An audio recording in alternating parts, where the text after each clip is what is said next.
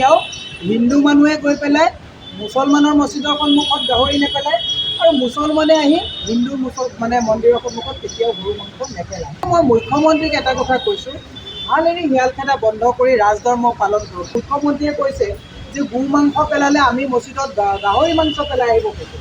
এনেকুৱা তৰল ৰুচি নাথাকা কথা মুখ্যমন্ত্ৰীয়ে ক'লে কিমান ভয়ংকৰ দিশত আপোনাৰ যুৱ প্ৰজন্মৰ আজিৰ তাৰিখত আগবাঢ়ি যাব। গৌৰৱ গগৈ বগা চাৰ্টত ক'লা দাগ নথকা এজন নেতা।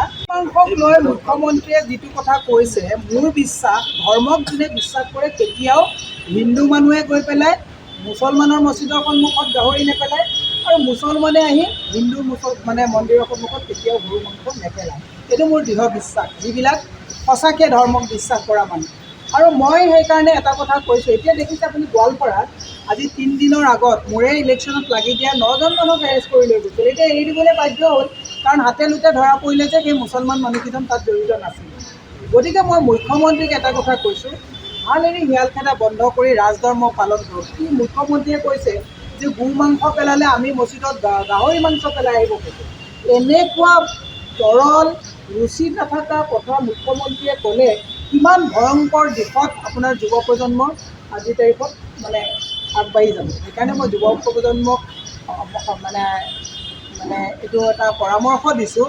লগতে মই অভিভাৱকসকলক কৈছোঁ যে মুখ্যমন্ত্ৰীয়ে এইবিলাক উশৃংখল কামত যদি আপোনালোকৰ ল'ৰা ছোৱালীক যদি নিয়োগ কৰে, আপোনালোকে এইবিলাক কামত ল'ৰা ছোৱালীক আত্মনিয়োগ কৰিবলৈ নিদিব।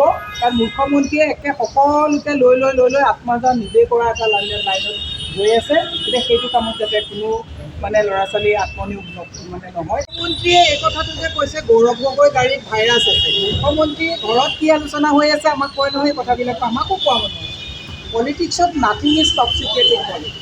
আমিও তেওঁৰ কথা গম পাই থাকোঁ।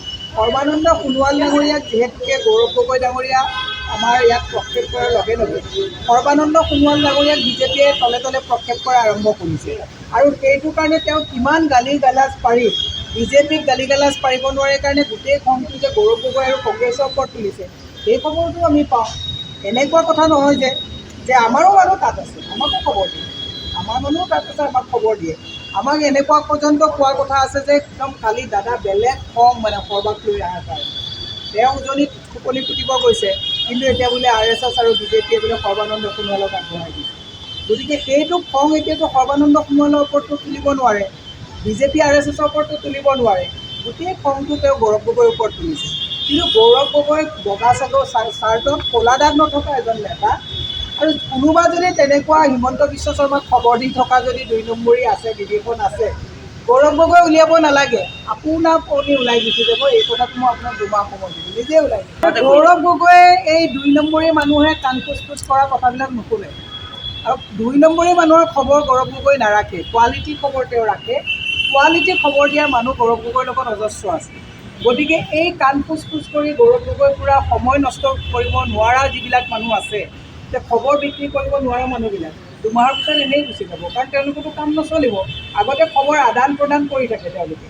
গতিকে এতিয়া খবৰ আদান প্ৰদান কৰিবলৈ তেওঁক স্পেচ নিদিয়ে। গতিকে গৌৰৱ গগৈ এটা দৰ্শন থকা এজন নেতা। ডেফিনেটলি মই কৈছোঁ 2 মাহমানৰ ভিতৰত হিমন্ত বিশ্ব শৰ্মাই যদি স্পাই ৰাখিছোঁ বুলি ভাবিছোঁ, সেই স্পাইবিলাক ইয়াৰ পৰা নিজে ওলাই গুচি যাব।